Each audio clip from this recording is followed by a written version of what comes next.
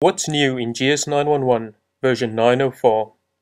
We have added support for numerous new models, resetting of service reminders, idle actuator calibration, brake pad wear indicator resetting, enhanced real-time values, plotting of lambda sensors, full service functionality for ABS-N, updated fault codes, and a lot more.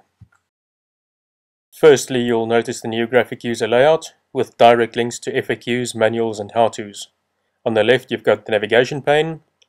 Under the menu, you can check for updates, making sure you've got the latest version of GS911. Next, in the setup window, you can have a look at your communication medium, the units of measure, and of course test your interface. See a lot of interface detail, as well as the battery voltage of the motorcycle on the diagnostic port. The About screen shows you your version number, interface details, which include the serial number whether it's Bluetooth capable, the VIN list showing the VIN numbers allocated to your interface, and a button for an easy online upgrade to the professional version. Next, let's have a look at the model support. You can see the R series is very well supported.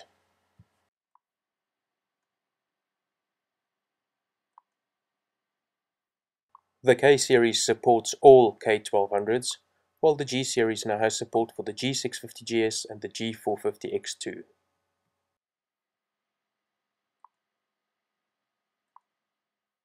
Next, let's take a look at the F series. We'll be using the F800GS as example. Clicking on it asks us whether we want to switch off the headlight. It's your choice. I choose yes. Here we see all the possible controllers and right at the bottom the special functions for this model. Let's take a look at these in more detail. Here we've got the distance to valve check and the service reminders. Under the service reminders you will see three areas. The current date of the motorcycle, the service due, which is the next date, the target date, your odometer, and obviously the next target odometer for the next service. It warns us that the current motorcycle date and your PC date do not match. Obviously this is very important, so we correct the motorcycle date. Once corrected, you'll notice that the warning disappears. Now let's set the target date for the next service. For this I'm selecting 13 January.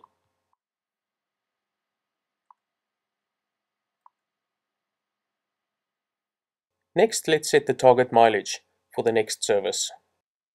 This is currently set at 9,000 kilometers, and the suggested default was 10,000 more at 13,000 kilometers, but I'm setting it to 10,000. There we go, set to a new value of 10,000 kilometers. Let's look at the engine control unit as example.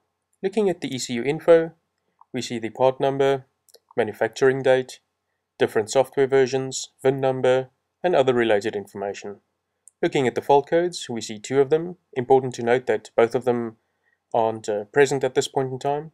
We can erase them. There we see both of them erased. And finally we can have a look at the real-time values as well. We'll be starting the motorcycle for this.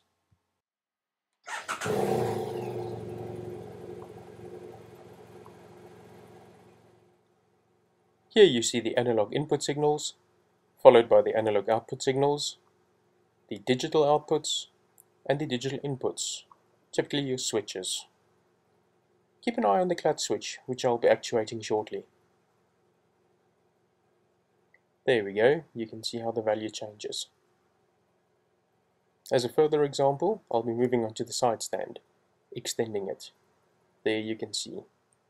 This is extremely handy when trying to find a faulty switch. On the top of your real-time screen you'll see two buttons.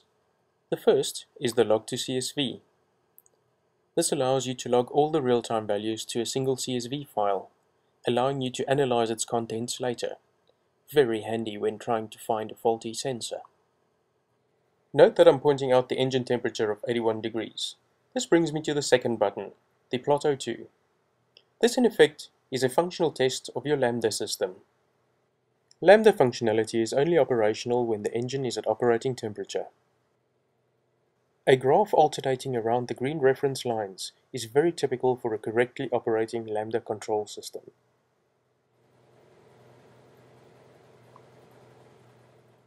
Additional functionality like the dual Lambda plots for the R series The idle actuator calibration, the brake pad wear resets, and the full service functionality for ABS-N obviously cannot be shown on this F800 demo. Please visit our website for more detail.